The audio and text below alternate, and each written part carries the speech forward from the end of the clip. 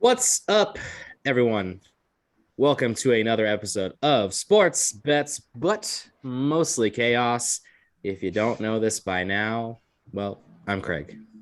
I'm Jonathan. Oh shit! I'm Ben. I dropped my phone. Why are you on your phone, huh? All right. Well, we got some stuff to get to. We're gonna start things off with maybe a little bit of a sour topic, and that would be what's going on in MLB. I guess ideally would be the A stock as we jump into it. And yeah, just pretty rough. From the last show, the A's were they just got done with winning 2 out of 3 in Kansas City. They were headed to Southern California to take on the Angels. They were able to handle their business there. They won 3 games, got the sweep.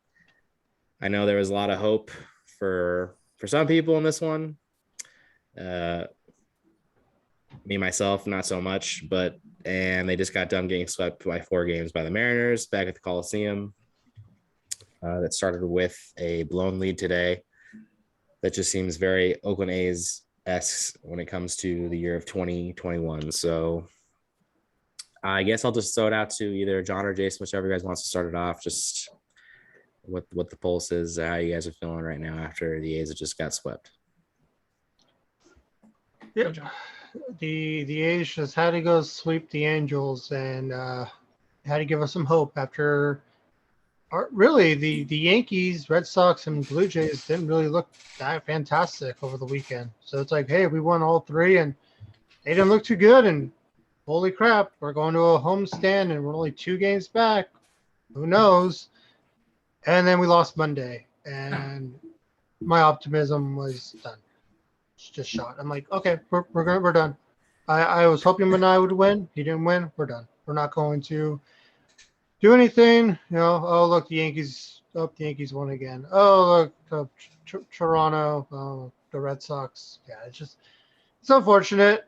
Damn Mariners had to pretend like they still had a chance and had to come out and kick our ass all 4 games and sweep us. So that pretty much it's over. The A's and the Mariners, they're not going. It's all going to go down to the 3 AL East teams. And I think by next weekend we'll have maybe by next weekend, still might not, because you still have the other last 3 more games to go. So my pick is Red Sox and Toronto, and anything can happen now.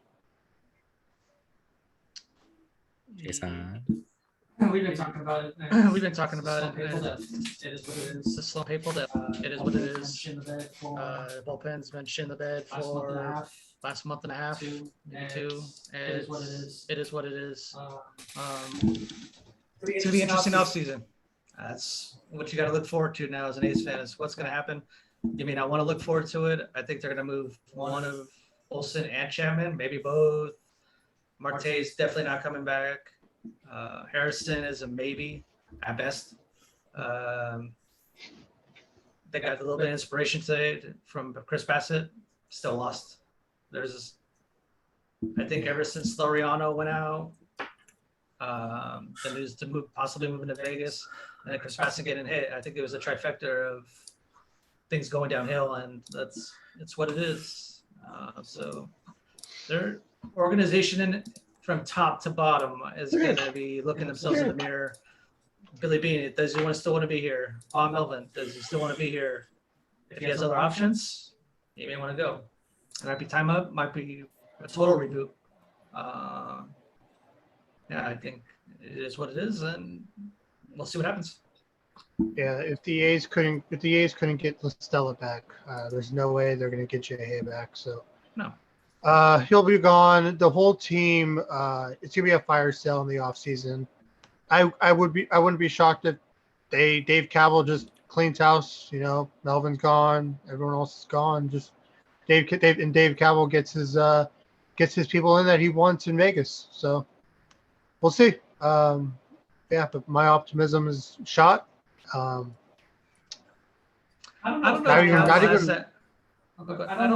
has that pull. I think Bean has pull the baseball team. I think Cavill's hysterical. Like you said, what happens if Billy Bean's done. Like Billy Sure, Bean wasn't supposed to even be back this year. He was in England trying to buy a soccer team. Like, Right. yeah, I think he's done even caring. Also, like, what is he still doing in the A's organization? Like, if you're out there trying to buy a soccer team in Europe, like, obviously your main focus is not here. And then Dave Cavill, obviously his main focus is in Vegas. So it's like, who's actually giving a shit about the A's right now? Like, it doesn't seem like they even care. So, yeah, like I said, I think I wouldn't be shocked if Melvin's gone, Chapman's gone, Olson's gone. Like they do a fire sale and we'll be in the basement until we get to Vegas. Yeah, sounds Yeah. about right. I'm just kind of amazed, John, that you actually had. I mean, maybe that's just the pessimistic fan in me, being a fan of this team and maybe a fan of the Sharks for as long as I have, to where, I mean, for me, this has been kind of a lost cause for probably a few weeks now. And I think I mean, the thing is like, once they got to the point where they were losing a bunch of games, they got far behind, it was like, okay, the chance of them catching Houston are basically none. Oh yeah, I didn't expect that. And the thing is that then you're looking at the wild card game, and we all know how they do in these one game playoffs. Yeah. And one thing I look at too is, and another great example is, you look at a team like the Seattle Mariners. The A's have now lost 9 straight games to the Seattle Mariners. The Seattle Mariners are, if you could look up in the dictionary of a why not us team, it's the Seattle Mariners, but they're the most mediocre why not us team, because they give you this sight that they're good and they can compete. And then when it kind of seems like they need to step up to the plate against like the really good teams, they don't really come through all that much. No. So, Mariners are not, in my opinion, I've never been once. Like everyone's like, oh my God, the Mariners are like right behind us. Or the Mariners are ahead of us. And the I'm point like, I'm trying to yeah. make though is that, because I don't see the Mariners being a wild card team. Like the fact that we were going to sit here and say like, oh, the A's get the second wild card and they're going to go up against a team like the Yankees or the Blue Jays or the Red Sox in one game playoff, I don't see it. And even if you win that game, you got to go up against the Rays. Like, That should be fun. oh yeah, no, I wouldn't. That's just. I was just optimistic because it's, hey, maybe this isn't just the A's are kicking the Angels' ass. Maybe their bats are actually, I don't know. There's 2 weeks left. Yeah, Let's be optimistic. And then it's they lost Monday, and it was gone. It's just, hey, that's what happens when you win 5 in a row. So it's like you have, as a fan, like you see us win 5 in a row. I mean, look at the Cardinals. The Cardinals just won 12 in a row, and now they're going to be in the second wild card. Like, 13 games ago, did the Cardinals really think they were going to be in that second wild card? Probably not. But you want to know now why? They won 12 in a row. You want to know the difference? Because none of us are Cardinal fans. That's why. You're right. You're right. But Yeah. anyways, but like, I think it's unfortunate, because I like kind of echoing what you guys are saying too, is that I said this before, that when we've had like questions we brought up, hit it or quit it before, like is one of the mats gone in the off season and yada yada. And I want to think that I said sort of things beyond the line of, well, I really think it depends on the way things go this season. I thought if the A's competed and maybe they got to the American League Championship Series, that maybe they would keep these guys another year, because, hey, you know what, you still got guys under team control. Why not? You're right there, especially if maybe you could find a way. Like, imagine right now if the A's were in the wild cards right now, they're competing, and they had these guys like Marte, Harrison, all these guys going off. I think there's a better chance. I mean, I was under the idea, no matter what the A's did, that Marte wasn't coming back anyways. He's not going to be affordable, but maybe a guy like Jay Hay could come back. So I'm thinking, okay, maybe they'll do it. But the fact that they have plummeted so badly in, this last bit it's really tragic. And I agree with you guys say. I think it's going to lead to a really big change in this organization in the offseason. And I don't really know what this team's gonna look like next year. I really don't.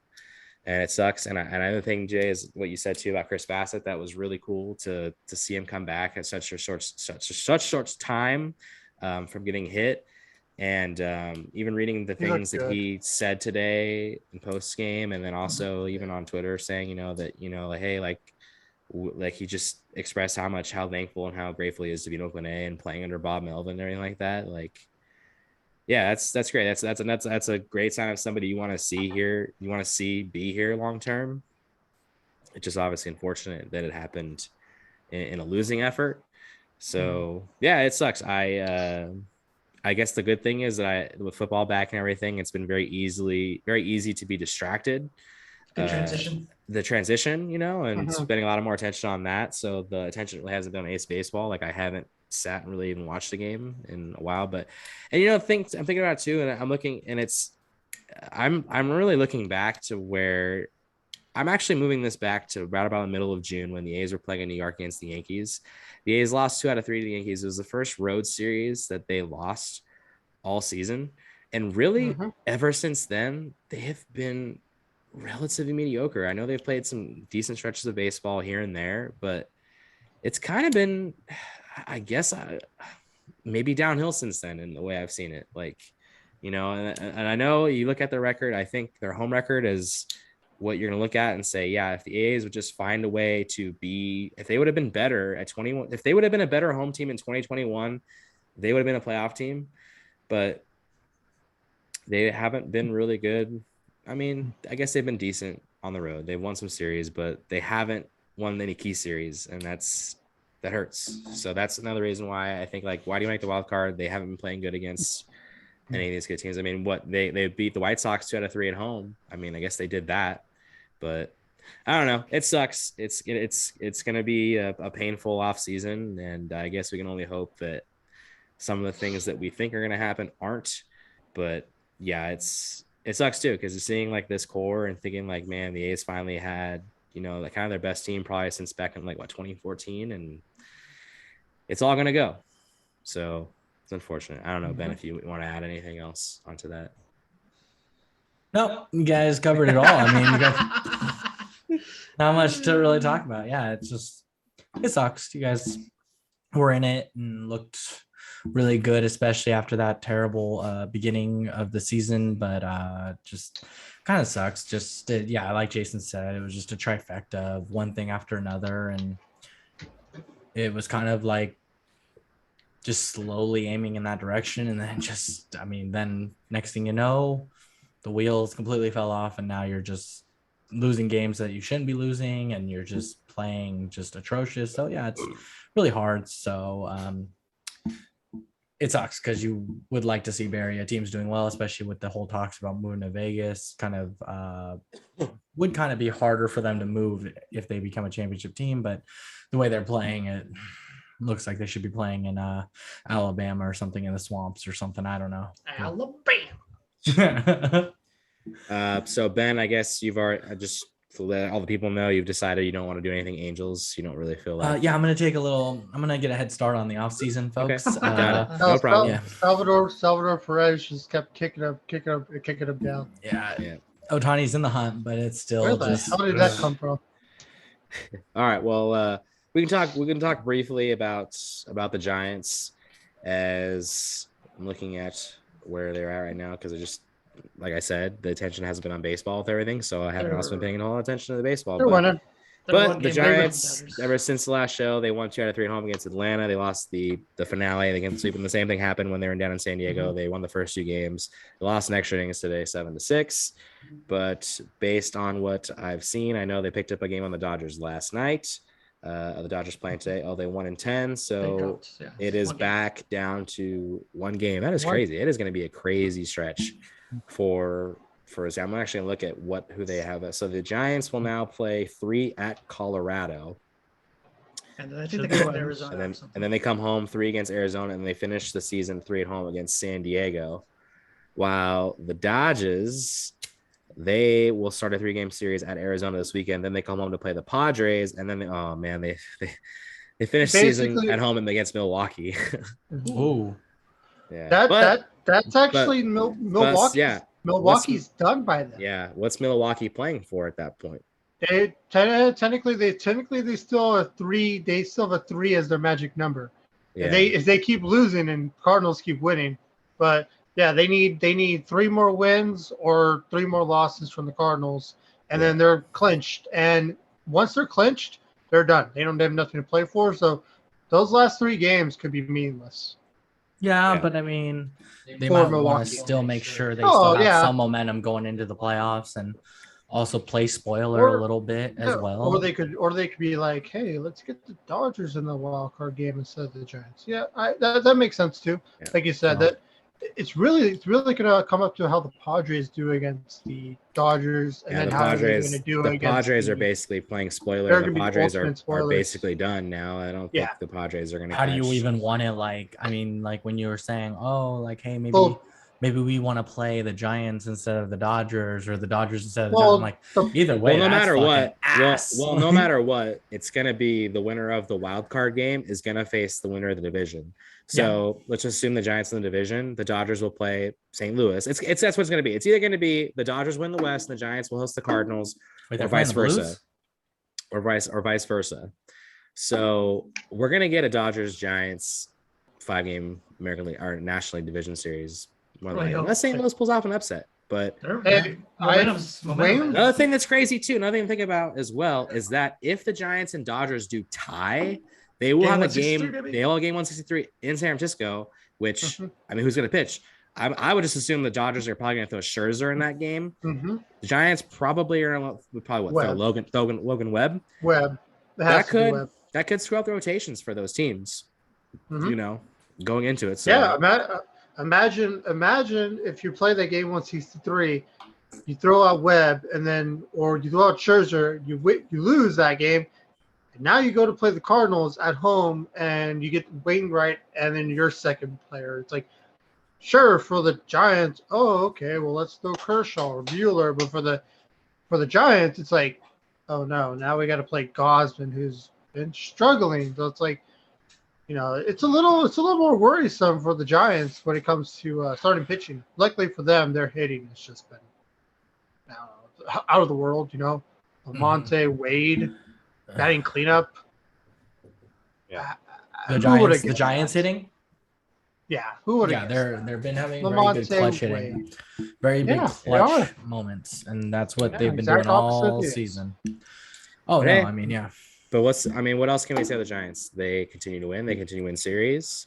Mm-hmm. Just kind of keep doing it. So go Giants. I don't know if there's anything else you guys want to add on to that right now. World Series. That's about all. That's about all I can really give for content right now. Just that the Giants are going to Colorado. That's always Colorado at home is no joke. They always put up a fight. They have a great home record. Yeah, but the Giants I think have handled them just fine. The Giants have, but it's kind of a makeshift rotation right now.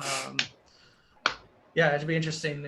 One game, it's going to be nuts all the way down. I really want to see a Giants-Dodgers playoff series. Hopefully it pans out. I think you're getting it. I think you're going to get it. Yeah. So with playoffs right around the corner, playoffs. Yeah, playoffs. The White Sox, the Brewers, pretty much the division sealed. Obviously, the Giants and Dodgers, they're going for it. The Astros pretty much sealed.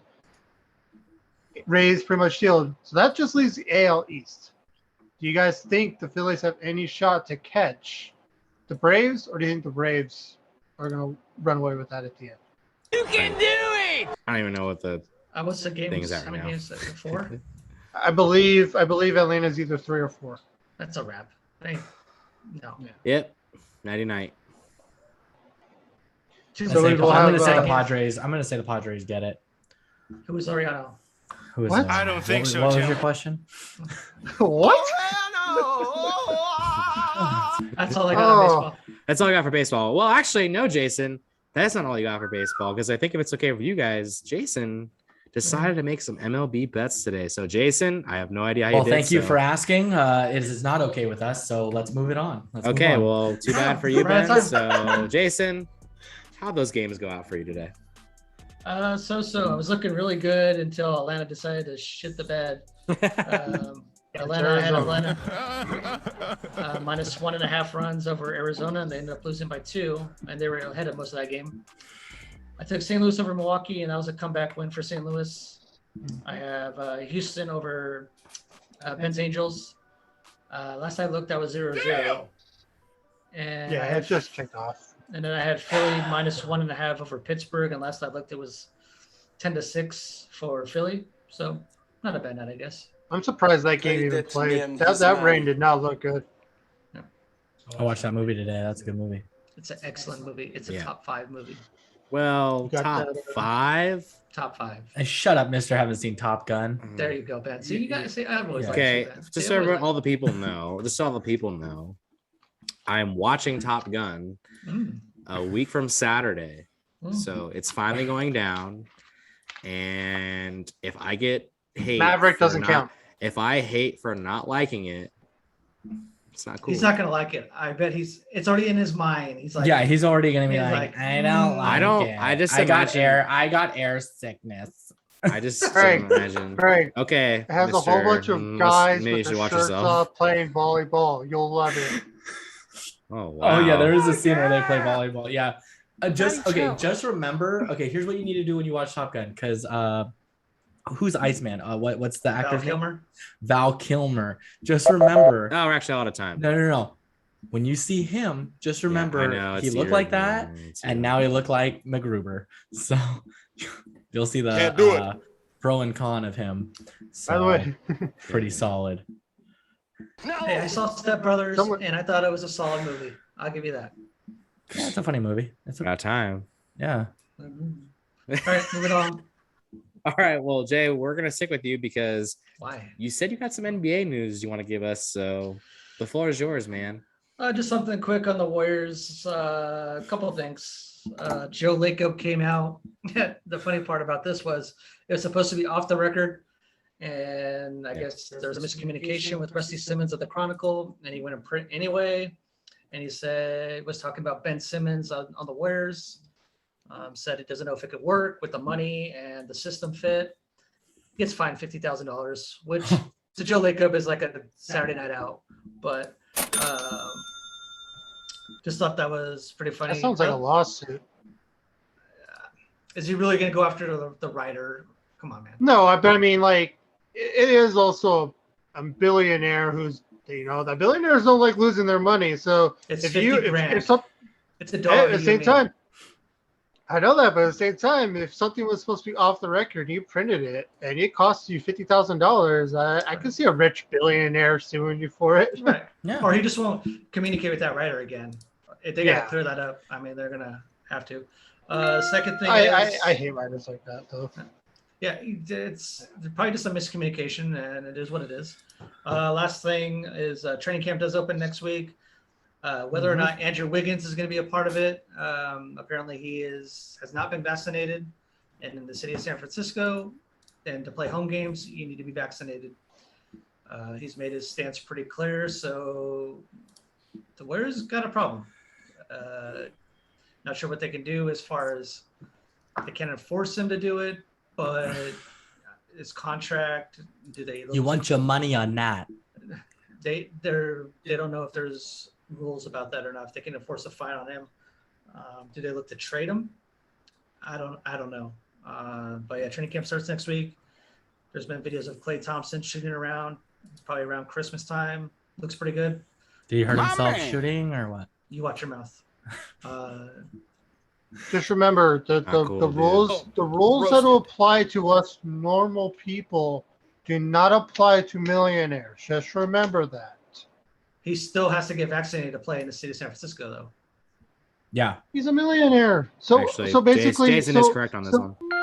So opposing teams, if Yeah. they go to You play have to the be Warriors. vaccinated to play Okay. in San Francisco. Wow, Here's that's an gonna be example. that's gonna be a Like, really crazy. Like that's a really big edge for the Warriors. They're doing that say with every Jason Tatum. sport. They're doing with that with a lot of sports. It's like hockey. Todd Bertuzzi, not Todd Bertuzzi, Tyler Tyler. Bertuzzi, Who is the nephew. Tyler Bertuzzi. Tyler Bertuzzi is the only Red Wing to not be vaccinated. Because of that, he will not be allowed to travel with the team to Canada to play games. So he can play in the US, but if he goes to Canada, he has to stay behind. And then if more states get more strict about it, then like he may not be able to play in Carolina or California. It's going to start weeding out people and making it enforced. So it's not unusual actually to see the Warriors Just play kinda- like it's that. just- Oh no, it's just kind of To be crazy to voted think by. that Tom Jones. basically Tom Jones. we haven't heard a single thing in the MLB about people who aren't vaccinated and not being able to travel with their team to Canada. I haven't heard a single thing from the MLB. So it's just like, is the MLB really 100% vaccinated? Like, Well, you gotta remember if they are, then that's amazing. Like, you have to remember though that a lot of this whole restriction things has to do with playing indoors and outdoors, and a lot of these baseball teams are playing outdoors. Yep. So Toronto's an Toronto open has dome. Toronto has a retractable Yeah. roof though. Yeah. So, and not to mention Can't remember Canada. the last time I saw a retracted. It's one Yeah. of those just I know. subtext rules that people are just trying to find any loophole and stuff. But yes, inside a dome doesn't matter. Like you're inside a dome, there's no roof, whatever. Who cares? At the end of the day, like people should be vaccinated if they want to play because they got to travel around. They have to travel around. It's just unfortunately that's what they have to do. Don't put other people at risk. It's like if you have your belief, that's fine, but you kind of have to understand what the company, the MLB, the NFL, whatever rules they enforce. That's their rules. They own you. You know, they own the thing. Yeah, another thing to This think about game. too, though, about California is I think California has the lowest transmission rate as we speak right now. They're the only ones that are not considered like in the, I don't want to say red tier, but they're not in the red right now when it comes to like transmission. They're the only state that's dropped down a level. So I guess if there's any state that rule might change, it might be California that does it first. But then again, California's been very careful with everything, so I'm not necessarily predicting it's going to happen soon. It's but San yeah, Francisco that's doing I'm it, not right? I'm not saying it's necessarily going to change soon. I'm just saying that it looks like if there's going to be a state that maybe has those restrictions, they might be one of the first, if not the very first, that would maybe loosen those restrictions a little bit. But yeah, it would just be sure.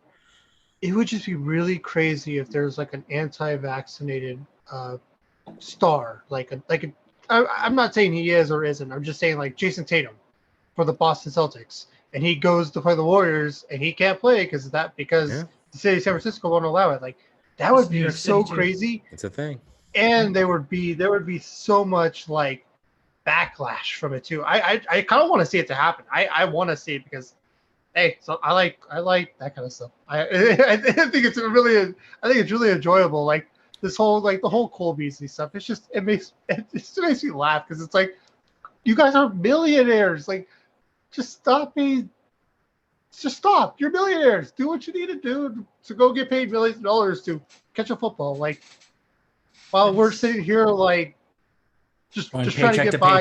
Yeah, it's like just stop it. It's New York City too, not just San Francisco. New York City is the same way. That's the rule. Oh yeah. I mean, Wiggins isn't on that Jason Tatum level, but he's no bench warmer either. So it's gonna be interesting. Yeah, he could be. What? Never know. Not even close. He could become a six man. I said bench warmer, not a six man. Wait, what did you say? Oh, okay.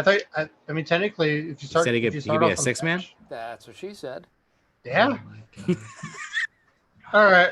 Well, moving NBA on. kicks off in 4 weeks, so let's move on. All right. I missed an opportunity. I can't remember what Ben said earlier that I wanted to hit it and I didn't. Said something that was a very. That's what she said. You wanted to hit it, huh? Good one. Wanted to hit it. Yeah, good job. Good one for you. All right. Let's move on to Gonna hit it again. It's from the not so shocking department. Oof. Wow. Keeping that number going up. Wow. This is I'll get you, and I'll look like a bloody accident. everything's fine. Everything's fair game. Let's do this. Next. Daddy, chill. Okay, let's move on. Please, let's move on. Let's. Oh god, I hit the mic. All right, let's shift things over to. We're gonna shift things over to the NFL Week 2 in the books. and we're gonna go through just exactly how the teams we've been covering look. And I'm gonna choose Ben. You can go first. Rams, Detroit, whatever you want to start with. Why don't you let us know how they did? Well, oh, hold on. Sorry, I accidentally let my phone go to sleep here. But yeah, the Rams lost per usual. A little bit. What? What? You No, said I'm what sorry. now? The Lions lost. What? I'm sorry. I was reading the Rams, but I meant to say the Lions because the Lions. Oh, you are just the worst type of person. Just the worst kind of person. My bad. God, sorry. My app is such ass right now. You suck. Ass is ass. But the Rams did take care of the Colts, edging them out by 3. So that was a really good back and forth game. But it was good to see the Rams just keep rolling. And they've been, again, pretty consistent. And Stafford, again, is pretty solid. I mean, he's a good fit in LA. And I really enjoy watching him play.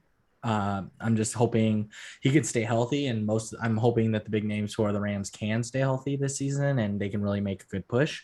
And then we will go over to the Lions, where they had a fun time playing the Packers, and unfortunately somebody pissed in Aaron Rodgers Cheerios in the morning and he went off. At halftime. So he went off and they handled it 35-17 to give Green Bay their first win of the season after a shit performance against the Saints.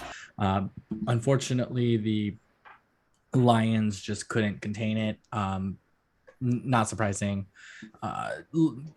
Rodgers just throwing bombs. So not much you could do, especially with the Lions defense just being pretty inconsistent and just shitty. We suck so, again. I mean, they're 0-2 to start the season, so we could maybe, they still got a little room to improve. Little room. And Got a lot of room. this is my bit. Shut up. Wow. And so they got a little bit of work to do here. I'm gonna change my 11-6 after seeing them. Nope. Sorry, After, you can't change it. Nope. after You're locked seeing in, them- bud. After You're seeing locked in, them, bud. Can't do it. after seeing them play, I'm gonna have to change it Do to it. 10-7. I think that they're gonna, still be above 500 and get things going here. So 10-7 is looking pretty nice, and Okay. I'd say, Yeah. that's You know what? Say he's an idiot. Nope. He's out. He's gone. That's Can't holding do that. 10 yards. You can't pack it in after 2 games, Mister. I'm packing it in. I'm just saying one more loss. You know That's what? all. Run that guy. Jesus. Maybe want to let us know how the your teams are playing this upcoming weekend. Maybe, I don't know. Oh, fine, I guess. Ugh. Well, the Rams are gonna. I was kind of hoping people would just have to watch, our little bit of guessing game. But the Rams are playing the Buccaneers, so that'll be a really good game.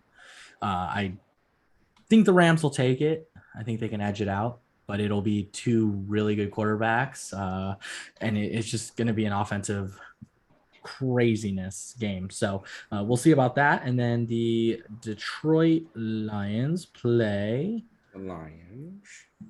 I skipped them. Who do they play? Shit. Oh, the Ravens. Oh, that's locked in. Easy. First win of the season. Here we go. 1-2. Let's go. So yeah, I'm pretty much gonna say that's my lock of the week. Wrong. That may be, but lock of the week. All right. Okay. Interesting. All right. Well, Jason, I'm gonna shift things over to you. The Niners Uh-huh. have an interesting game with the Philadelphia Eagles. Why don't you fill us in on what your take of how that game played out? Yeah, it wasn't a very pretty game at all. I mean, great defensive battle. I think I'm a little concerned about the offense. I would expect a little bit more targets for George Kittle. Brandon Ayuk maybe or may not be in the doghouse. He's not getting a lot of run. Defense has been holding their own, playing pretty well. I need to see more of the offense, and I think maybe Shanahan was holding back a little bit on the East Coast, not opening up the whole playbook. And I think he may have something cooking up for Green Bay this weekend, not showing the whole film. Or maybe they just didn't have any running backs. Yeah, well, yeah, that too. I mean, their running backs are, it's pretty soon they're going to be calling Frank Gore out of retirement, or not retirement, but calling Frank Gore up. Get him out of that boxing. Yeah, they said that they won't rule it out, but they want to give him like a little bit of a head start just to say, hey, put a feeler out there for him. If another running back goes down, I think they do make that call because they're basically, I couldn't name the 3 running backs that the Niners have right now. It's not looking pretty, which leads me to if your running game's not that great, which Shanahan kind of depends on, you really depend on Jimmy to air it out against the Packers, which he could because Packers are down with Zadarius Smith this weekend. Defense isn't all that great for the Packers, and the offensive line of the Niners has been holding their own pretty well. Trent Williams is just bullying players right now and top-rated left tackle in the NFL. Looking forward to the game. Green Bay and Niners, I mean, they go back, way back. So it's always fun when those two teams face off. I expect the Niners to win a close game, maybe by 3 or 4. Damn, DJ Moore took a knee to knee. Shit, that looked like painful. That was like a minute ago. Yeah, that didn't look good. All right, well, John, we'll shift things over to you. Your own Chargers, who you picked to lose, ended up pulling off a victory. I know you weren't too impressed with the game, though. So why don't you give us an insight? It's impossible to please. That was a pathetic game. That was terrible. I mean, but at the same time, like the Cowboys didn't have Gregory, they didn't have Lawrence, so they didn't have either of their edge rushers. They had Michael Parsons playing edge rusher, and he's a linebacker. So they were a little screwed over there, but like the Chargers, luckily for the Cowboys, the Chargers just kept shooting themselves in the foot. Like, Herbert throws an interception in the red zone. They have a touchdown, but there's an illegal motion. The refs were just garbage. Like the Cowboy player had Herbert grabbed, but Herbert threw the ball, but they said that his motion was stopped. And it's like, I've never seen that before. So it's just like, I don't know how to feel about the Cowboys winning because honestly, the Cowboys didn't win that game. The Chargers lost it, and the refs were just terrible. Really, the only good sign was Tony Pollard looked amazing. CeeDee Lamb continues to get a lot of targets. I know Cooper had a bad game, but, I mean, Chargers don't have an awful secondary. Cooper's not going to always have amazing games like he did week 1. Ezekiel Elliott's big worry. He's easily looking like the number 2 running back on that team, which they just paid him big amount of money, like last offseason, and he's now in number 2. There's just a lot to worried about. Luckily, that linebacker crew the Cowboys have, they rotate those 4 linebackers in and out, and it's awesome. And those 4 linebackers can be starters on almost any team, like at least another 28 teams in the whole league. Michael Parsons, bet him right now for Rookie of the Year, Defensive Rookie of the Year. He's just looked amazing. I know. Who did the Broncos get that I wanted the Cowboys to get? I'm trying to think, but the corner that the Broncos got, he got an interception. He looked amazing, but he didn't look. So I think it's in between those two for the Defensive Rookie of the Year, but. Surtain. Yeah, I think both those players are going to have really good rookie years, and I think they're all pros to keep an eye on in their future. Now we go. And for this, Craig with his encyclopedia of teams he wants to talk about. I mean, who do you want to and then hold on. Well, I was just saying that for this week, they play the Eagles on Monday Night Football. Jalen Hurts is going to run all over the Cowboys, but he's going to give them a hurt. No, I don't think they'll get. I don't think he's going to. I think the Cowboys still win it at home. First game back in Jerry World for 2021. So we'll see how it goes. We suck again. I don't think just yet. All right. Well, we'll see when we play the Chiefs. True. All right. We can start with the Vikings. Kind of surprising. They actually kind of held their own a little bit with Arizona. That was a high-scoring game just right off the bat. But kind of as assumed. They weren't able to get it done. Kyler Murray looks like maybe the possible lead MVP candidate right now. He just is on his game right now, and Arizona has an easier game depending, how you look at it, the whole trap situation. But yeah, I mean, give props to Minnesota. I didn't think that game was going to be as close as it was, but it did end up being. Minnesota fans getting PTSD. So, but here the Vikings are again. They're sitting at 0-2, and yeah, I mean, I'll just say it right now. I wasn't able to watch a whole lot of any of these games this weekend, just with other stuff going on. But it's tough. And now Minnesota, they have these 2 games on the road. Now they'll finally go back home and have their home opener, but it's against the Seahawks. And it's the way I see it is it's a must-win game. If Minnesota drops to 0-3, I mean, I really think their chances of really making a playoffs is probably blow it up, rebuild. Oh, it's very possible. I really think because defensively they're still not looking very good, and Mike Zimmer might be on his way out. If they have another really bad year, Zimmer's probably on his way out the door, and yeah, they might be doing some blowing up there. So because this is the year that they have to put up something. So I don't know, it's gonna be tough.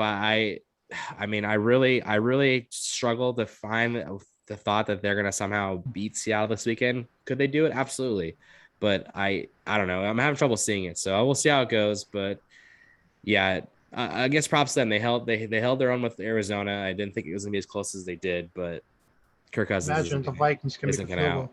Yeah, Arizona or Kirk Cousins isn't gonna outdo Kyler Murray. So moving on to the Buffalo Bills. I said it last week. It was going to be a get-right game for them, and they got right for sure. It did help that Tua did get hurt, and he was out of the game. But I want to say the score was already 14-0 Buffalo. When that happened, it didn't even matter. Buffalo handled their business. They shut out the Dolphins 35-0. So impressive for them. I think if there's anybody thinking that the Bills weren't, after their week 1 disappointment to Pittsburgh, if they thought that maybe the Bills weren't that good, well, Buffalo, I know Miami is maybe not like the best team to do it against, but hey, you know what? Not too shabby. So, but let me see. Who are the Bills playing this weekend? They're playing home against the Washington football team. Yeah, I mean, I think this has the potential of being a very interesting game. We'll see how it goes, but I don't see Washington fighting all the way through this game with Buffalo. I think the Bills will find a way to win it. So, yeah, I think Buffalo will go to 2. What is? You need to hear Ben's fart. I totally didn't hear that. I totally didn't even hear that. Oh man! I'm sitting there thinking what did I do? But oh my god, this guy did. He literally got up out of the chair. He's like. Yeah, worst type of person. So. He is. But yeah, so I think Buffalo, now's their chance to come back home, win a home game. So we'll see how that goes out. And then we shift to the Raiders. Surprisingly, I thought this was going to be a letdown game for them after they won the Monday Night Football game. There was all talk of, short week, traveling across to Pittsburgh, all yada, yada. But hey, you know what? At the same time, Pittsburgh's offense looks so bad. Big Ben looks so old. And Cohooney has been over here talking so much about Najee Harris and very quiet from Mr. Harris so far this season. So, not really sure. Been a huge disappointment so far. So far, still look amazing. But hey, you know what? You got to give props to the dude. And I know Jason will probably grind his teeth at this, but Derek Carr has actually looked pretty darn good through 2 weeks. So, Jason, holding your anger. I know it bugs you. I give respect where respect is earned. And he's for 2 weeks. He's top 3, top 4. Yeah, it's 2 weeks, so we'll see how it goes. But yeah, impressive the fact they went into Pittsburgh and they won. I mean, you look at it's not like I know there's the whole talk of the Raiders they're 2-0, but they're probably the most fluke 2-0 team. But you know what? You could say that at least they beat somewhat decent team. They're not. They're not what? They're not the most fluke. No, they're easily not the most fluke 2-0 team. No. Okay. Well, anyways, back to what I was saying. So, but I mean, look at the opponents they beat. It wasn't like they beat up on teams like Jacksonville or anything like that. So they did handle their own. So we'll see how it goes. They come back home to face the Dolphins, who are going to be out Tua. Jacoby Brissett's in there. Trap. Could be a trap. could very well be a trap. So I don't know. I'm not ready to sell anything on the Raiders quite yet. So if they go to 3-0, though, be quite impressive. But yeah, not sure how I feel about that one. But we will see how that one goes. So all right.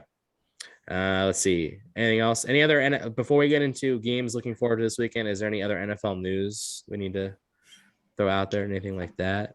I got nothing. So like we said, Tua has fractured ribs right now, so he's out.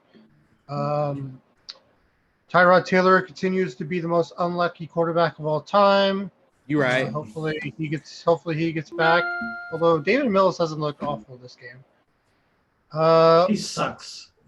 Yeah. He hasn't looked awful against a Carolina team that Carolina's defense is not a joke. No. Carolina's defense is not a joke. Okay. Christian McCaffrey pulled his quad, so he's out for tonight. So that will be something to keep an eye on over the weekend. See what further tests come out with. But yeah. Anything surprise you guys from the rest of these games? I think Craig touched on it. Derek Carr has played really well. I give respect where it's earned. He's played his ass off. And, I was captain check down. I gave Craig a bunch of crap. But he's earned it. He's played really well. And, yeah, interested to see what the Raiders and Miami game does. Because I kind of think it's a trap for the Raiders. They might be riding high, coming home. We'll see how it goes. Yeah. Is it at home? It's in Vegas, yeah. Okay. All right. Well, we can quickly get into games you're looking forward to, maybe just on the docket this weekend. So, Ben, I'm going to start with you. So, Ben, why don't you touch on any games you're looking forward to this weekend specifically? I think the Rams versus the Bucks will be a really, really good game. That's definitely one that was standing out to me. There was one more that actually stood out to me. Sorry, I got to pull up my app again and go back through that because there was one other game that I really liked. Don't worry, we'll wait. Well, my phone literally doesn't even want to fucking move. Okay. Where are you, Jason? Son of a dude, my phone literally froze. Okay, there we go. We'll go back. We'll go back to him, Jason. Okay. Oh, Yeah, come back. Jason, why don't you let us know any games you're looking for? We'll go back to Ben. Yeah. I mean, besides the Green Bay Niner game, which is going to be huge. That's what she said. Yep, there you go. Nice. Ben mentioned it, the Bucks Rams. That could be a potential NFC Championship game. A sneaky game that always seems to be close is the Bengals and the Steelers to me. I think the Bengals kind of played them tough. It's a rival. Should be a close. Beat them game. last year. Yep. And then the other game that could be a shootout is the Chargers and Kansas City Chiefs. Yeah. All right, I'm good now. Sorry about that, guys. So another one that I was actually curious about is actually kind of the Patriots and the Saints. I know that's kind of out of left field, but I am really curious to see what the young quarterback for the Patriots can do, and I'm curious what a Saints offense is capable of doing against a so-and-so Patriots team right now. I want to see some consistency from them, from both of them, and then but I really mostly the Mac Jones. I want to see Who? not Jones. Yeah. Who? I was like, did I get that wrong? But I want to see him. I want to see him have a good game against somebody like the Saints that are kind of have a good reputation of being a pretty consistently decent team. Not saying that either team's going to run away with it. And so, but yeah, no, I mean, even, yeah, like Jason said, the Chargers and Chiefs, there's a lot of good matchups this week. Even, to be honest, even the Dolphins and Raiders, I'm curious what kind of Dolphins team will show up against the Raiders. And then what kind of Raiders team will Derek Carr Derek Carr actually have a good week and make it 3 in a row? Say, you're just gonna name off the whole Hell schedule? yeah, I am. Whole docket. Leave some games for me and Craig to talk about. Shit. All right. Well, there's not that. You guys pretty much took almost the whole half the schedule. So you're welcome. We didn't pick your Cowgirls. I'm gonna go out with Seattle and Minnesota. I think it's I actually think it's a trap game for Seattle, and Minnesota's at home and Seattle's favored, and I have this stinky feeling that Minnesota's gonna come out and have a huge game. So Can't Did you do ever it. see- I'm did looking you forward to say see you that have a- one. You have a sticky feeling? He has a sticky feeling about a feeling. trap. That's what she said. Interesting. Wow, this is getting kind of crazy. I don't know. So we know what's on John's brain. Well, hello, Nickelodeon. All right. Well, I feel like I'm just gonna echo a lot of things that have been kind of talked about. I do agree that the Chargers Chiefs game has potential of being pretty good. That'll be interesting to see. And let's see, the other one was definitely the Buccaneers and Rams. I think that's definitely the most exciting in my opinion, because I think that could be a really close matchup. It's kind of like with this. Let's really see what the Rams are made of. Let's see how they match up against the Buccaneers, who I think a lot of people have favored to come out of the NFC. And I know this is going to be kind of shocking, and I think this is just mostly to just provide more content. But I'm not going to lie. I think I am looking forward to seeing Arizona play Jacksonville a little bit. And I think that's just because, let's remember, it's Kyler Murray, who was the number one overall pick a couple years ago, against Trevor Lawrence, who's the number one pick this year. So 2 young quarterbacks, one on a team that has playoff hopeful and looking like a front runner MVP right now, and another quarterback who is on a very bad team like right now. So I don't know. I'm interested to see how that works. I'm not saying that thing is going to be close or anything like that, but still, it's. I guess just want to see both quarterbacks have a good night. At the same time, too, I guess I'm one of those guys that I like to see these two teams play each other that don't play each other very often. Like, when's the last time we've seen Arizona play Jacksonville? It's been a long time, right? Since that's happened. I can't Probably 4 remember years? because probably didn't care. Probably 4 years. Yeah, I was gonna say who would even pay attention to something like that. Okay, Even Jacksonville well, fans are like, who cares? Okay, well, when you lose to Green Bay on Sunday Night Football, we'll talk about it then. So. Oh, don't talk to me with that crap. I know, Yeah. right? Because he's got, Craig's got 8 teams he's got, so he's like, well, one of my teams are gonna win. At least. So, all right. I think that's. Wouldn't it be great? One yeah, week that Craig's team shits the Lingo- bed, all of them. That'd be Oh. funny. Well, just remember Yeah, Buffalo. But just remember Buffalo not showing the bed last week won me some money, so Oh, you here we can go. suck it. All right. Well, not suck it, just move it along. Yeah. Any bets? Anybody? Any bets right now, or are we waiting? Not right now. Yeah, I'll put my bets in now. Oh, Cooney's ready to go. Let me get you set up. Take it away. Yeah, so these are like always. These are gonna go off the ESPN Pick'em League that we're part of. First off, we're going to go to New England, and I am going to be taking the Saints with the points. New Orleans plus 2.5, and then we're going to travel down to Tennessee. Once I heard that Brett Hundley is being activated from the practice squad and he's taking first round reps instead of Jacob Eason, that's not good for Carson Wentz. So if you can find Tennessee minus 5.5 still out there right now, go bet it right now.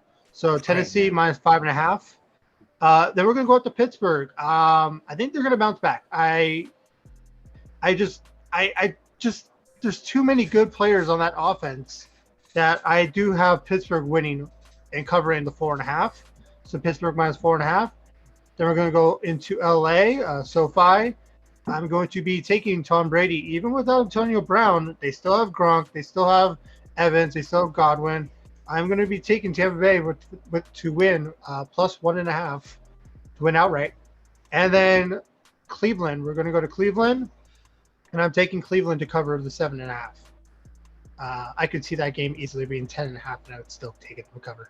So those are my 5. That Tampa game, that Tampa 1.5 smells like a trap to me.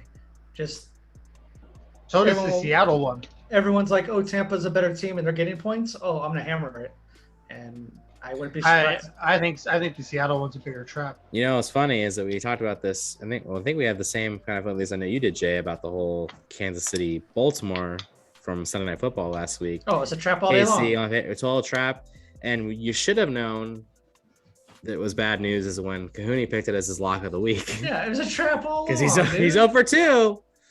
I wonder if you guys have Yep. figured out who his lock of the week is for this week. I'm not giving it away, but just I know think I that saw it earlier. Oh, I forget who it was. you don't want to know. Or do you? Our old people don't watch our own show. No, I watched the video. I forgot who would lock it. Go. Who was it? I don't know Oh, if he's gonna give it Tampa away. Tampa, dude, I don't think so, that's your Tim. lock. It's his Yeah. lock. Are you stupid? That's a toss-up. Okay. 0-3 on deck. I don't say I don't he's believe an in idiot. I don't believe in the Rams. Wrong. You're a Remember, Cowboys fan.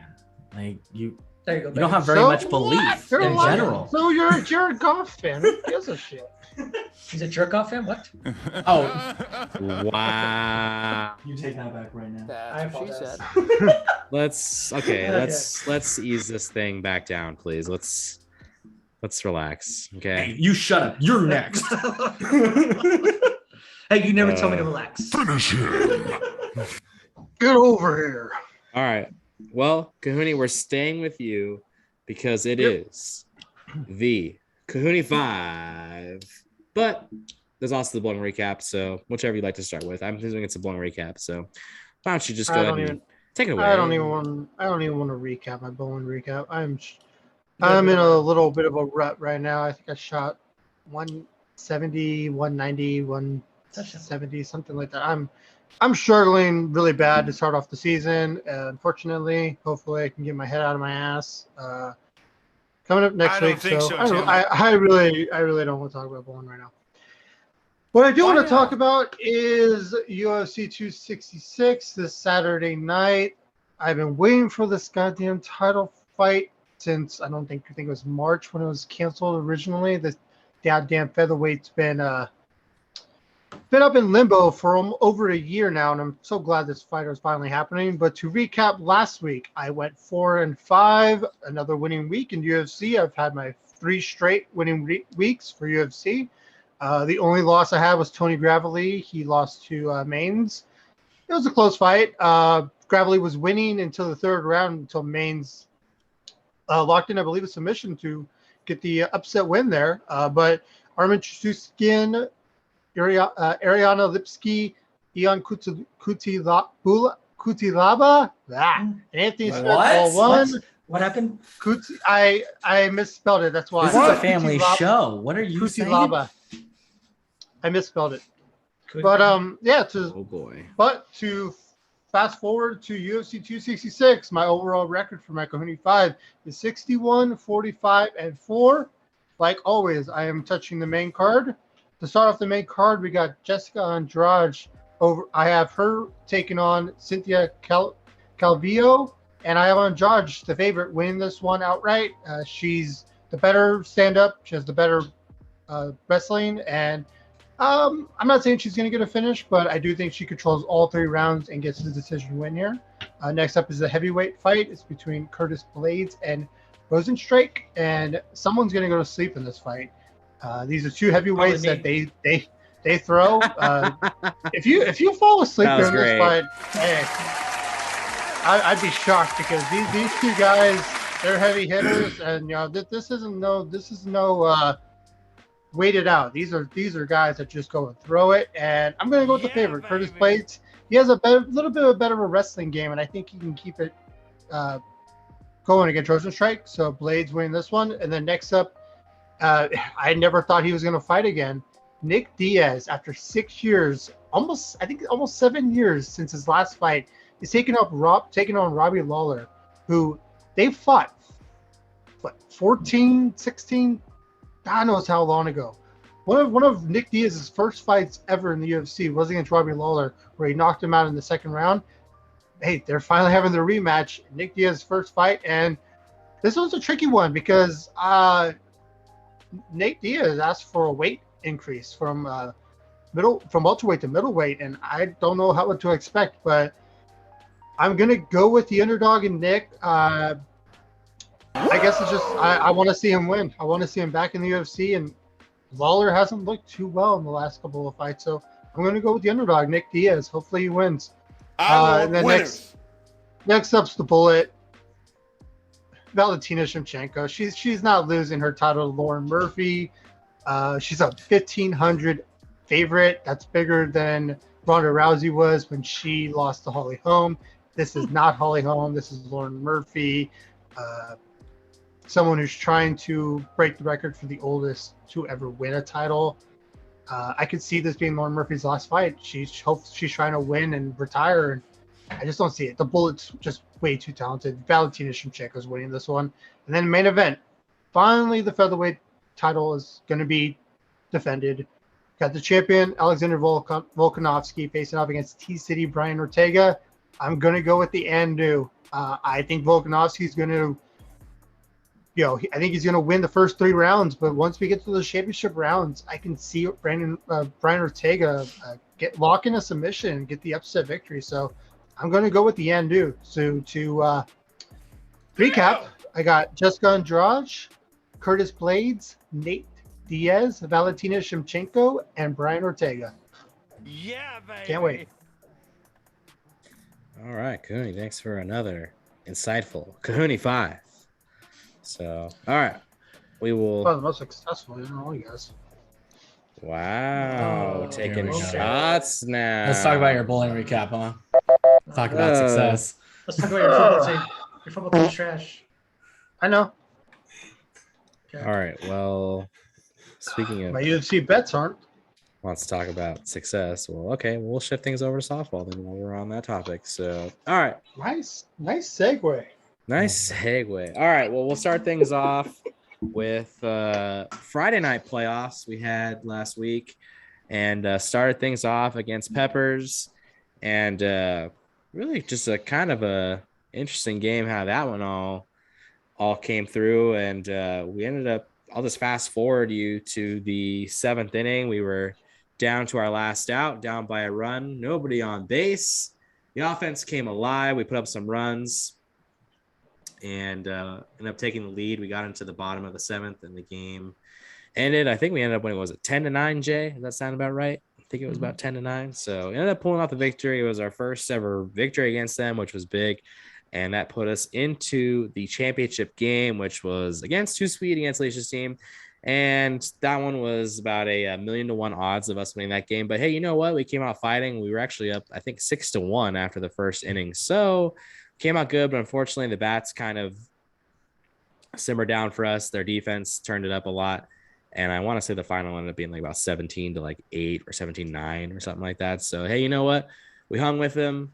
And as far as I'm concerned, considering that we took second place in a league with Too Sweet, I think we essentially took first when you think about the what's rest there. So that's good, impressive. I was happy to at least get the championship game. Beating Peppers the first time, that felt good too. So that was nice. And then now I'll shift over to Monday, and probably one of the craziest games we played in. The first game against Life West, we were the 2, they were the 3 seed. And we got up early. We had a big inning, and I want to say we went up about 8-1. And then they got back in it. Got back in the inning, got it to 8-7, and then they eventually took the lead to 9-8. And I want to say it was probably the top of the 6th where we finally tied the game up and took the lead back up at 10-9. Held them in the bottom of the 6th, or I'm sorry, we held them in the top of the 6th. We didn't score in the bottom half of the 6th. Went to the 7th inning. And they had the tying run at second base with 2 outs. Guy hits a shot to right field. Josh makes a nice play. Game ends. We win 10-9. Oh, give me 10-9, 10-9. That seems to be our score. So that catapulted us into the championship game. We had to wait for the middle game to finish, which is between the Rejects. They were the 5 seed. They actually upset the number 1 seed just for fun. So we ended up playing the Rejects in the championship game, and very low scoring. I think it was like 3-1 going into like the 5th inning, and the bottom of the 5th made for us. Mm-hmm. And then the bats, Jason, he woke up the bats. He literally woke them up. He literally threw them inside the dugout. And all of a sudden we put up a bunch of runs. I'm trying to think, did we put up 9 runs that inning to get to 10-3? Or did we add another run maybe in the next inning? I think we added a 1 late. So I think we made 8 or 9 that inning. Yeah, we got about 8 or 9 that inning. Anyways, we ended up taking the lead 10-3 going into the 7th. They had the bases loaded and ground up into a forced play. The game ended 10-3 victory, and that sunk our first championship on Mondays. So we ended up closing out both Hayward leagues in the summer, Monday and Wednesdays, with championships. And combined record was 16-4-1. So that's pretty darn good, considering the seasons we had. So.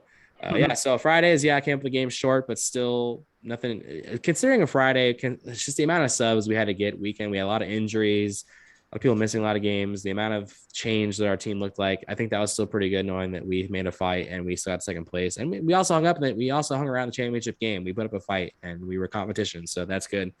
But also just big that at least with Hayward Monday, Wednesdays. I mean, we've talked about it off there too. Just Mondays was probably one of the most evenly competitive leagues that we've ever played a part in. I mean, you could probably argue that maybe not the number 8, the number 7 team, the team that didn't win a single game, even though yes, they hung around, they lost some close games. I think you could have argued that any of the other 6 teams in that league could have probably won that. So definitely hard fought. And if you didn't agree with that, the 4 teams playing in the championship rounds on Monday, absolutely any of those 4 teams did. So definitely proud of it. So I guess Jason, John, John, you already kind of recap Wednesday, so I guess it'll just be really John and Ben if there's anything you want to throw in there. Whatever, Jason, Ben, whatever. I'm just making sure you guys are awake is all. I'll let Jason go first. It was fun. I think you touched on it in your speeches that the teams are a family. They're a bunch of our friends. I enjoy going out there and playing with them. We get along great. Can't overrate, chemistry is terrific. Everyone's willing to play wherever, hit wherever, just to play, and when it comes with it, great. But I think everybody's out there just to have a good time, and there's like no added pressure to that. We need to win all these games. No, it's just go out there to have fun. We're adults. Shout out to Keith. He made a couple of fantastic plays with the fake throw and then the throw to home, and then the playing short to throw at the girl, which was bang bang. I don't think we win those games if he doesn't make those plays. So shout out to him. Yeah, it's very true. Yeah, no, I have to agree. Keith definitely made some huge plays to just keep the other team contained, and it was huge because again, our bats weren't really going per usual. Just to start the games took us a while, but once they went, we just had really good chemistry throughout, and then we just kind of knew just one inning we knew an inning was going to happen where we were just going to get a bunch of runs and we were going to just capitalize on our chances because our defense was pretty solid. Obviously it was a little shaky in game 1, but we overcame adversity. We mentally got ourselves back into the game, and we ended up coming out on top. It was a really fun season because it was really even, and even with the team that went 0 however many, they gave us a run for our money. A lot of respect for them. They obviously got a little heated in the last game that we did face them, but I mean, props to them to having a strong season and coming out there having fun just like we were doing. We're just going out there to have fun, and it was anyone's championship to win, so it was really awesome. All right. Awesome. Yeah. So then Hayward, we got a little time off. We'll start back up in the fall league, Monday, Wednesdays, the first week of October. So October 4th, Mondays, October 6th on Wednesdays. And then the Friday night pitches and Bruce team. Our fall season kicks off tomorrow night against good old Haley's team. And who cares? So we will have you seem to play. Well, right. I'll be missing the first 2 weeks due to what's it called? Other obligations. So I will hopefully be making my debut week 3, and we'll have some fun. The good thing is that in that league we let's see. There's 8 teams again. There's 2 new teams that are in it since Outlaws is out, and I can't remember the other team that's not in it. It might be WTF, honestly. But anyways, we are playing everybody one time, and then we will play Haley's team twice because they're the team we played in week 1. So they're the other team. Let me double check. Okay, now WTF is in it. Have to look it up. I don't remember. I don't remember which team who was in it before is not in it now. But anyways, I digest. We'll see how it goes. So, and then also Alicia's team, Too Sweet, is also giving up 7 runs every game too. So that's something that's also interesting. So we'll see if that changes anything and whatnot. So, all right, but yeah, so we move on. It's Jason. The attention is on you. I know something's bothering you because I know, and I think I know exactly what it is. It is Rist is Get off my lawn! get off his lawn segment. So Jason, as I queue up your good audio for you, why don't you just let us know what is bothering you today?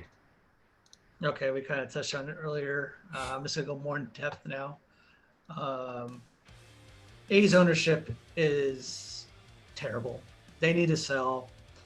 I don't know if Craig received anything, but I received the email, I think 2 or 3 days ago. Oh, I did. Okay. About your season ticket renewal. Yeah, 2 years ago, the tickets for one seat was $350 for my one seat. This year, they're asking for $1,150 for that same seat. They got to pay for their Vegas stadium somehow. You're right.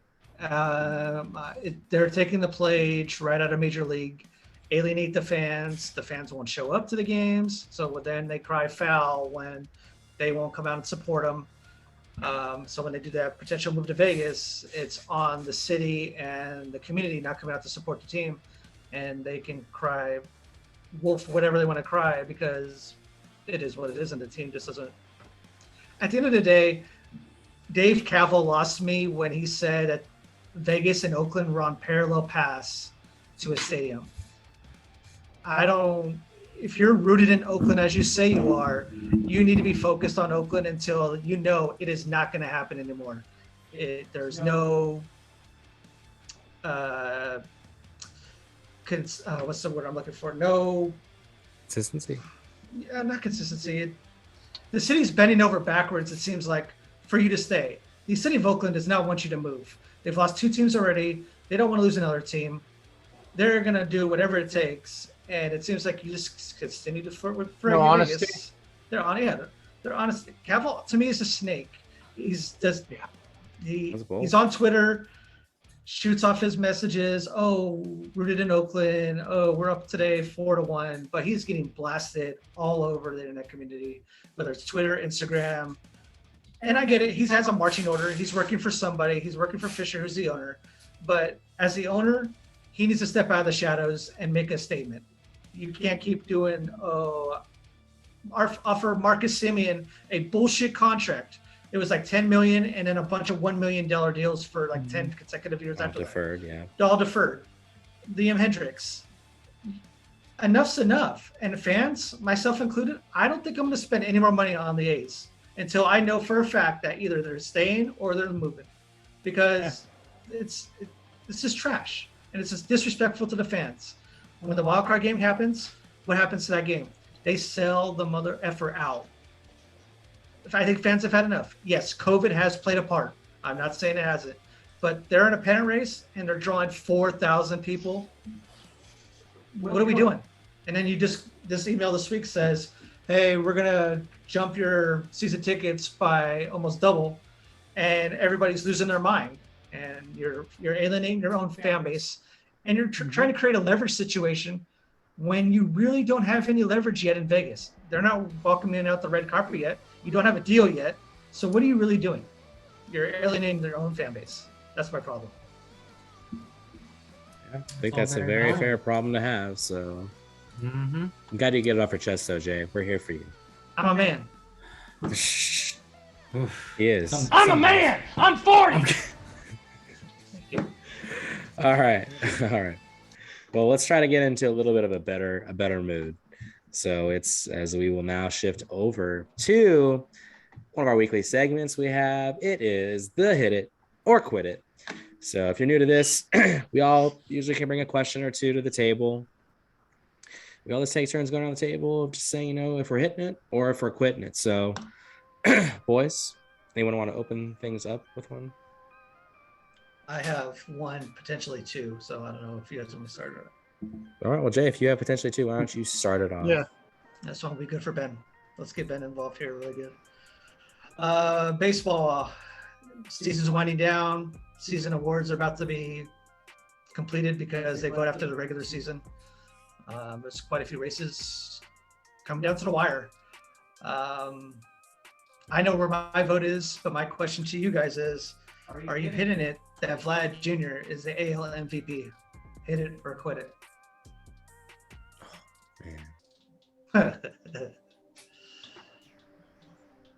John, you wanna So start off? by is it my personal opinion or what I would if I had money, where would I bet? Your personal opinion. Who's the MVP? Personal opinion, I hit it. Personal opinion, Vlad Jr. is the AL MVP.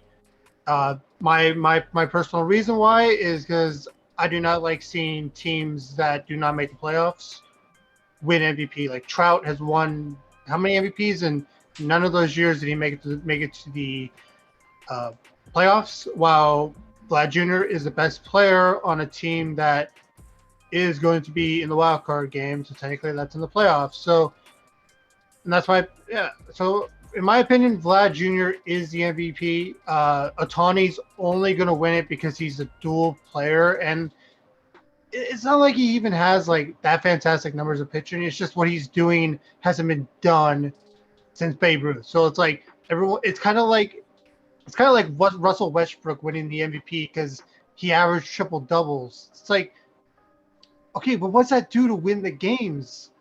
You know, Vlad Jr. is over there. He's winning. The Toronto's winning. So yeah, in my opinion, Vlad Jr. should have won AL MVP. He's not going to though. Tony will. Do you want to go? Okay. Yeah, I think I'm just I think I'm on the side of John. I think I agree with a lot of what he said. I would probably say that Otani's probably still going to win just because of the dual threat that he brings. He's gonna win. But at the same time, I think what hits me is that looking at the numbers really probably in the second half of the season, and I don't know if it's even a comparison, the numbers that Vlad Jr. has been putting up compared to Otani, at least offensively. So not to mention the way the Blue Jays have kind of mounted themselves back into the playoff race, and now they're a real threat to actually make the wild card. So exactly what you said. I mean, Vlad Guerrero is contributing to the Blue Jays making the playoffs. Would the Blue Jays be in the same spot right now if Vlad Guerrero wasn't playing, if he was hurt? Do you guys think? No? So that's why I think Vlad Guerrero, in my opinion, would be the MVP over Otani. But I do think Otani probably is still going to win it. But so therefore, John, did you hit it or did you quit it? I hit it. Okay, Vlad, so then Vlad, I'm in unison with Vlad you. is, I'm in unison with you. I'd hit it as well. That Vlad would win it for me, in my opinion. Vlad is Steph Curry, while Otani is Russell Westbrook. So. That's fair. Yeah, I'm gonna have to hit it. I think he is deserving of it. I mean, I think that realistically him, Otani, and even Perez, with what Perez has been able to do this season as a catcher, because he's put up some phenomenal numbers as well. You got to respect it. So really any three of those guys are deserving, but I do think due to politics and stuff, I think that Otani will win just because of the duel, and it hasn't happened since Babe Ruth days to have that consistency and blah blah blah. But I think Vlad has definitely put up some great numbers for another amazing season to just add to his career, you know. So yeah, no, that's my take on it. Did not see that coming. I'm gonna hit it as well. I think you guys all kind of touched on my points. Vlad is in the playoffs, so you need to be in contention. Maybe not necessarily make the playoffs, but you need to be in contention down the stretch, and they are. And surprise, surprise, Marcus Semien is probably going to get top 5 MVP votes too. That guy is out of control right now. Great year for him. Great year for him, and he's gonna get paid. Oh yeah, he should get paid. But Well back deserved. to will it be by Toronto? probably not. No. But That's the interesting part. Yeah, Going that's back actually to- a good one. going back to Vlad, I think he'd have my vote. Doing great numbers on a winning team. Again, if Steph Curry can't win the MVP because he's on a losing team or not a great playoff team, then Otani can't win it, no matter how great he is. And he's the face of baseball now. There's no disrespect. He's going to be, if MLB is smart, which we don't know. They're not. They should promote the heck out of the young guys like Otani, Guerrero, Tatis. They should be Soto. bulletin boards, but I'm gonna hit it. I mean, going on your point, Jay, like to promote young talent, you have two very talented players in the race right now with the home run race between Vlad and Otani. Those are two young, very well known, like in different ways. You know, Vlad Jr. from what his dad was able to do with his career and how he's kind of surpassing his dad's career, and Otani, how big he was in Japan and a big name to come over here. And you have the MLB has options, and they're gonna probably fuck it really hard on this one. Wow. All right. Calling you out, MLB. Lay it all Damn. out there. So that means Vlad Guerrero. Does that mean Vlad Guerrero Jr. is a Hall of Famer already? I don't know, man. All right. You guys want to go? Does anyone else have one? I have one. I don't. Okay, I'll go. Oh, okay. All right, so this could be expanded, but I'm just going to condense this down so that way it's not Like too much of milk. a thing. So I know we've kind of talked about, you know, the Raiders, they're 2-0. Are they really that good? But there's also another team in the division that's also 2-0. That's the Denver Broncos. And Denver Broncos have a really favorable matchup, so good chance they're going to 3-0 this weekend. The Raiders, maybe not so much, but we also maybe like the Raiders more than the Dolphins this one. So my question here is, hit it or quit it? The Raiders are more of a pretender than the Broncos. I'll Oh, go but, first. uh, I'll go first. Like, just throw this for a loop and just jack all your shits up. I will hit it. I think that the Raiders are maybe a little bit more so, because I think that especially against the Baltimore Ravens, I think they had a lot of things kind of go their way, and a couple little errors that happened that cost Baltimore their game. And I think that Baltimore should have won that game. They didn't, which was a big surprise to a lot of people. Maybe not all the Raider fans, because, you know, they expect them to go 17-0. But to just a normal mediocre fan, I feel like that the Ravens had that locked down, and they made some really dumb errors, which cost them in the long run.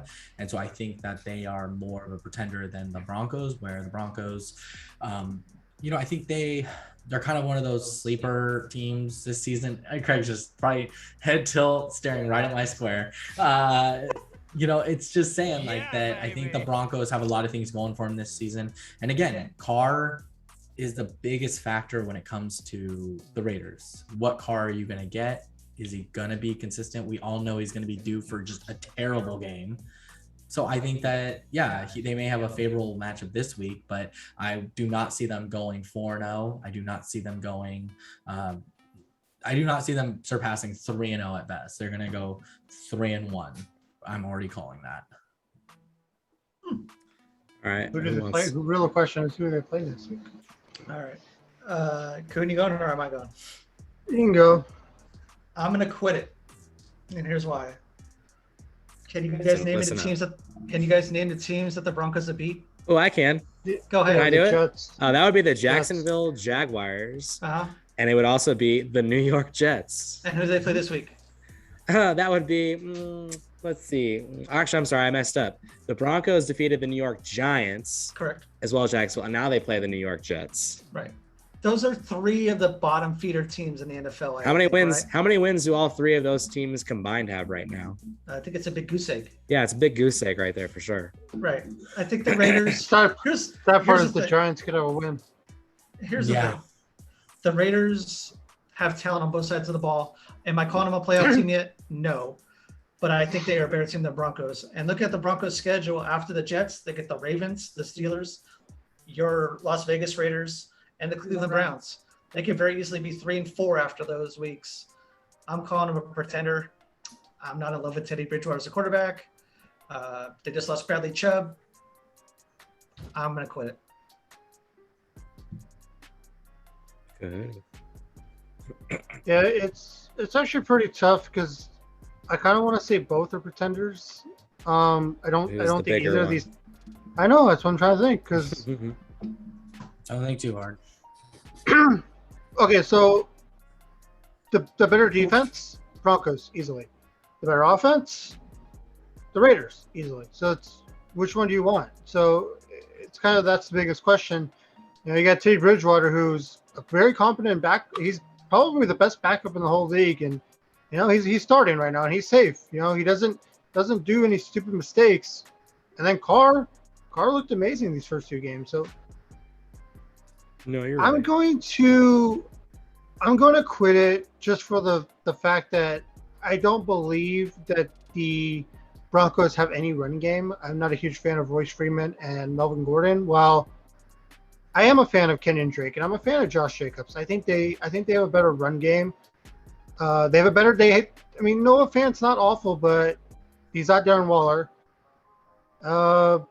Yeah, it's just really close because it's, you know, easily Denver has a better defense, but at the same time, hey, Max Crosby, you can argue he's gonna be a Pro Bowler this year, so it's very close, but I'm gonna quit it.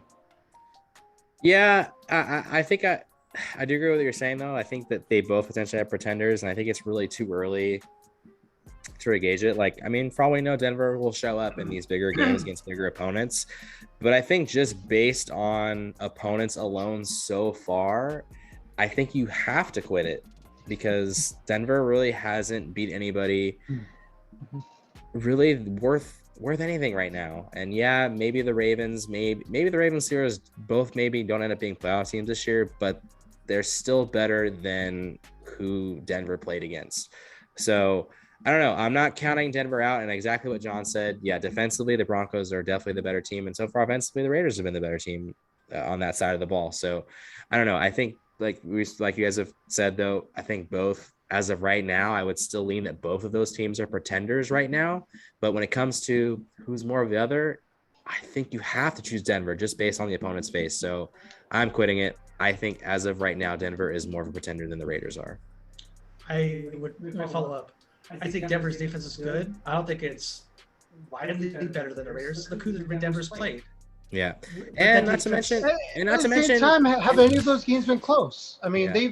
they've blown them both out, so they've done And- what they need to do. You can only do you can only beat who Yeah. you beat.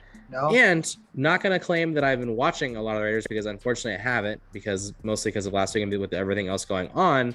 But I have heard that the Raiders defense hasn't looked awful necessarily. No, for the two They're games. not.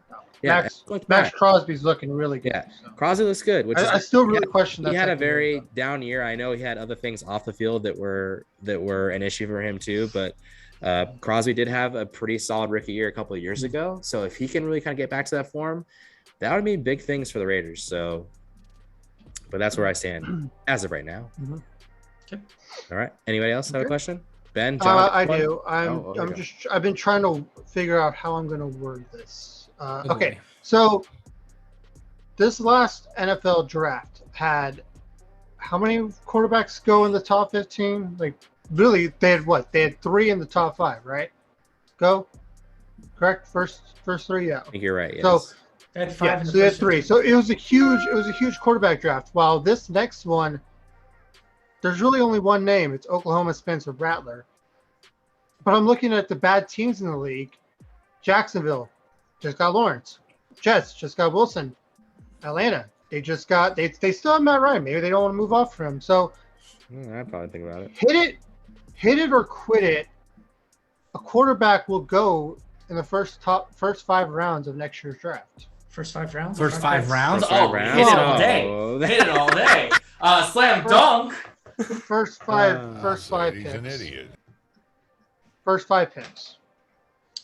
Just by looking at the teams that are bottom feeders right now. Okay, I'm just gonna start. Okay. Because, and I'm just gonna go off of what you mentioned with Atlanta, Mhm. with the whole Matt Ryan situation. Me personally, knowing that I really didn't watch a lot of football back probably during Matt Ryan's prime, my base knowledge is I don't think Matt Ryan is a terrible quarterback. I think he's like in the middle of the pack, but at the same time, he's getting kind of older. He's washed. And he might want to throw the word washed in there. So, and I don't know. I guess I would have put him, probably before Matt Stafford. No, I wouldn't put him in the same category as Matt Stafford. Matt Stafford's a lot better than him, because I've always been a guy that said Matt Stafford is a good quarterback. He's just been in a shitty franchise for a long time. So now we can see him, with a better team. We'll see what Stafford does, but that's a different story. But back to this. I'm just saying right now, I think Atlanta's going to be in the bottom, in the first 5 picks, which, and exactly what you said. Yeah, Jets aren't going to take a quarterback. Jackson's not going to take a quarterback. The Falcons are going to take a quarterback. It's going to be that Rattler kid. So I'm hitting it. There'll be a quarterback drafted in the first 5 picks. Yeah, I'm gonna go, and I'm gonna hit it because not only are the Falcons a big letdown and they're gonna fall, they're gonna be crap, but the Houston Texans, they're trash too. They're gonna need a quarterback, so they're Good point. Yeah, That's they're another gonna need a quarterback. So definitely the top 5. And if they're out of the top 5, one team's gonna trade into top 5 to get somebody. So hit it. Yeah, I'll have to hit it as well. There's still some teams that need a quarterback, and who knows, even the way that quarterbacks and players in general are going down this season, there's a good chance that maybe a team that drafted a quarterback will need a new one because someone's going to have a very serious injury this season. So I'm going to hit it that there's a very good chance. Knock on wood, please. Somebody let's not have that happen. A QB, one of the quarterbacks will be picked up in the first 5 overall. Yeah. Okay. I'm gonna hit it as well. It's just kind of crazy because you think about it, it's like bad teams, they have their quarterback. They have like Lawrence, Wilson. The Lions are paying Goff. I don't think they're gonna move off Goff. Not this quickly, no. No, and then who knows with the whole Watson situation? Where's Watson going to go? Maybe he goes well, and yeah, maybe they trade and they get someone else. It's so crazy how because of what this last draft was, where 6 quarterbacks went in the first round, 5 quarterbacks went in the first round. I think it was 5. 5 in the first 15 picks. Yeah, 5 in the first 15 picks. Now you got 5 teams that were really bad last year that they're not going to move off that quick. And then you got, it's kind of crazy how like where the NFL is now. It's not, it's not the Breezes, it's not the Bradys and the Mannings anymore. It's quickly becoming the Mahomes, the Kylers, who knows, the Lawrence, so the Josh Allen. It's pretty interesting. The Josh Allens, yeah, it's pretty interesting to see where the NFL quickly within the last 5 years has shifted. Yep, that makes sense. And then Jason, you want to finish it off? Yeah, I got one more quick one. My San Francisco 49ers. All right, we can move on. We don't have to do this one. Santa Clara. Okay. All right, whatever. There are 2 positions of being short in depth is running back and cornerback. So my hitter quit it is. There we go. Yeah, there you go. Did the Niners sign and bring back Richard Sherman or Frank Gore? Hit it or quit it. I'll go first. I'm gonna quit it. I don't think either. I think Richard Sherman, there's just too much negative publicity with everything going on, so I don't think they want to necessarily risk that. And then in regards to Frank Gore, it would be cool to see him come back. I remember watching him when he had first come into the league and everything. But I think that the injuries will probably slow down for you guys in that department. I sure hope so. And I think you guys won't necessarily need to sign him. So I'm going to say quit it. Yeah, that's my decision on that one. Greg, you want to go or me go? You can go. I'm going to be quitting it as well. Ben talked about with the whole Richard Sherman off the field issues. I don't see anybody signing him this year. I think it's going to be a big wait and see approach. And with Frank Gore, I think he can make more money going to boxing than he can signing a practice squad contract with the Niners. I mean, he's actually out there training to go do those celebrity boxing fights, and he's seeing how much money these, Nate Robinson made just to get knocked out in the 10 seconds. He's seeing all the money you can make these celebrity boxing fights. But a celebrity boxing fight? I'm not a celebrity yet. Yet? We need more viewers. Jeez. Okay. Hey, if I could step in the ring for 10 seconds and make more money than in those 10 seconds than I would make in a year, why not? So Yeah. Yeah, but too bad you'd be Sign me up. fucking crouton by the end of it. You'd just be A lifeless. crouton. Hey. Yeah. Wouldn't have to go to work. Uh, Oh, all right. God. Well, man, I think I'm gonna follow with these guys on this. I think I'm quitting it too. I think exactly kind of what Ben said too, and maybe John said it too about the whole off the field stuff with Sherman. I would think if anyone, it'd be probably Gore over Sherman. But I don't know. Now that I learned all that stuff that John just brought to the table too, I don't know. Just don't see it. Well, I guess yeah. Like I said, if it's gonna be one of the two, I think it's Gore, but I don't know. I'm not seeing it happen, so I'm gonna quit it too. I want to hit it, but I just don't see it unless I'm gonna quit it. And here's why. Hopefully what Ben said is true, that we are done with the injury bug in those two positions and we can get healthy. We got Jeff Wilson coming back hopefully within a few weeks. So that's another running back. And then Trey Sermon's he's in concussion protocol, so he should be back maybe this week or maybe next week. Probably next week. Yeah, so he'll trend in that direction. If I was going to pick one, I would flip you guys. I would say Richard Sherman would be the one back. And only because I agree with that. After the trade deadline, depending on how his situation is and where his head is, I think they could use him down the stretch. So if I was to pick one, I think it'd be Sherman over Gore, because I think Gore's just been. I think, like Cohooney said, he's in the boxing now, and it'd take too much for him to come back. So, but overall, I'm gonna quit it. All right, that's fair. So, all right, well, that concludes our hit it or quit it segment for this week. Remember, that's a weekly segment on here, so you will always catch that before we wrap things up at the end of each of our main episodes. So, all right, Jason, but like I said, what was your bet for the Angels again, or Astros again? just to win. Oh, okay, it's 1-1 right now. Interesting. Astros just tied it.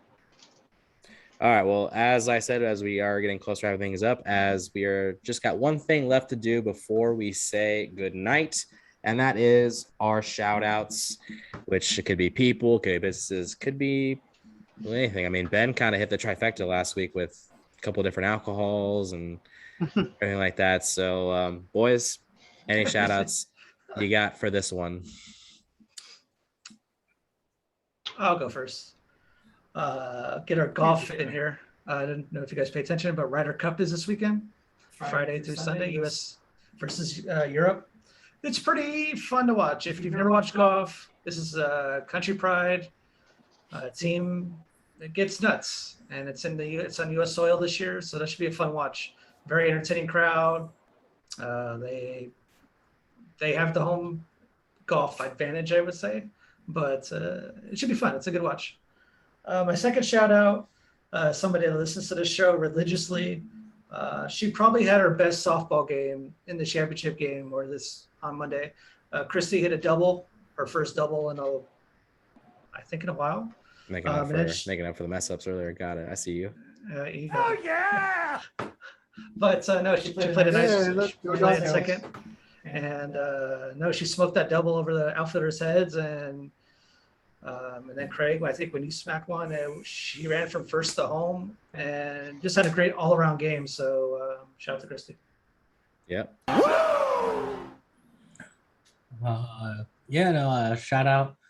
Shout out to the whole softball team for Monday and Wednesdays. Congratulations to Wednesdays as well for taking home a championship as well. You guys clearly dominated really the whole season. It was a pretty good tight-knit group. And then Mondays, I was really proud that we were able to overcome adversity and handle our business. And then also another shout out to all of our friends, Eric and Gina, for finally having their wedding. And then Craig and I were lucky enough to be in that wedding. So that was really a real big honor to be affiliated with that. Meant a lot, and it was a lot of fun. And some people got really drunk on the dance floor and probably should never dance like that ever again.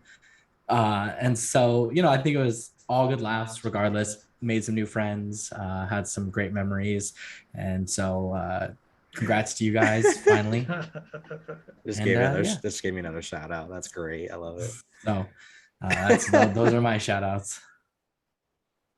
Cohooney? Yeah, I didn't have any big shout outs this week, so Ben kind of just referred to my shout out. It's I wasn't at the wedding to see them get married, but I did see the video of Drunk Ben dancing to Mac Dre's Stencil Dance. There it and is. That gave me a really amazing laugh, and it's really funny. And fantastic. Craig, I think that needs to get posted on Instagram for the whole world to see. Well, I don't have the video, so I can't help you with that. I think I do. I think I can send it your way. Yeah, so I don't know. Oh, it's pretty bad. But anyways, let's see the shots I have. Yeah, that was what I was gonna say. I was gonna shout out Ben for dancing and singing to Mac Dre. Like that completely caught me off guard. I had to stop what I was doing because I was just laughing so much. So shout out Ben for hitting the dance floor on that. I mean, his rhythm isn't there, but Not at all. The effort's there. So I'll give you an A for effort on that one. So Liquid courage, baby. Liquid courage. So Oh yeah. I also do want to shout out specifically, the Monday night softball team. And it's no shade at the Wednesday team. So Cahoon, don't take it in a bad way. But I say this because, I mean, yes, there's a few new faces on the squad, but at the same time, I mean, we've been playing on Mondays for a few years now, and we've had some kind of rough seasons where things haven't gone our way. And we've never had a winless season, but we've had some seasons where we missed the playoffs and has been good. But, I think exactly what Jason kind of said earlier is the team chemistry. And I think that's something that's always been there. And we've always been very selfless, and we've always been, I think, just good teammates to each other. And I think it was just nice to finally see us kind of reach that top, after kind of everything that we've been through over the years. So I guess both are special in their own unique way. But I guess just to highlight the Monday one, I think it was just really cool to finally just see kind of us as grow from where we started back out there as people who didn't really know each other. We were out here wearing these little t-shirt jerseys. So now we're out there looking sexy as shit in our cool ass jerseys, and we're winning championships, taking plaques and winning t-shirts. So Cohooney, keep those eyes to yourself. We don't want to hear it. So, and then another shout I want to do is actually one of my friends, Baron. He actually hit me up this week, a couple other things, but also just did kind of point out that he has actually followed some of our podcasts a little bit. And just to give you guys what he said that we're, thoroughly entertaining. We have a good thing going here. And that's coming from someone who doesn't consider himself a sports nut whatsoever. And I can attest to that. I know that they've gone to see a couple of the Winter Hawk games up in the Oregon area, but other than that, he's not really into it. So he just said, we got good stuff going and to keep it up. So thank you, Baron, for, spending however much time it is listening to us. We really appreciate it. And I'm glad that we could entertain you, even though I'm sure that what we're talking about isn't the most entertaining to it all the time, but we do appreciate the follow and all that good stuff. So, but Beautiful. All right. Great. Perfect. All right. Well, that wraps it up here for Sports Bets, but mostly chaos. Remember, I say it all the time, but if you're not already doing so, why aren't you doing it, by the way? Give us a follow over at YouTube, Sports Bets, but mostly chaos podcast. Hit the subscribe button. We got content coming throughout the week now. Cohooney, guessing the spread, that comes out on the week. We also got our head-to-head matchup. We recorded that earlier. That's going to be up this weekend as well. Give us a check. See exactly. I'm just going to tell you right now, Benny was out of his mind with some of his picks he did. So but I'm not going to tell you anything. You're going to have to check that out on your own. You have to see exactly what he did. So, and also another good thing to follow. If you're on Instagram, if you're on Twitter, let's face it, you probably are, right? At least Instagram, because I mean, who's not, right? Just give us a little search out there at Sports Bets, but mostly cast, or at SBBMC_POD. Give us a like, give us a follow, give all that good stuff. We highly appreciate all of it in advance, whether it's good criticism, bad criticism, whatever it is. We're open to it all. We're ready to hear from you guys. So, but yeah, that's about it. So, boys, good show, good times. Everyone, enjoy your weekend. Enjoy another weekend full of sports. Hopefully you don't bet everything you have in your bank account. on any sports this weekend. So, all right, everybody, have a great time. We'll see you all again very soon.